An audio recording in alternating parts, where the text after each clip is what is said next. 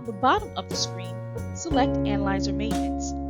This is the User Maintenance home screen.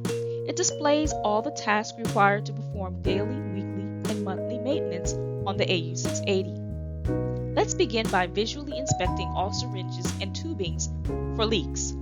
Now check the bulk reagent supplies and storage tanks for leaks. Remember to replenish or refill depleting supplies as needed. Now let's open the analyzer cover and continue the maintenance by visually inspecting all probes for wear and tear. Then we'll manually wipe them with alcohol swabs and repeat the same process for all the mixers. Next, visually inspect and refill all % wash detergent bottles with the respective % detergents and put fresh DI water into the water bottle. Open the ISC cover and inspect all components for leaks, then close it after inspection.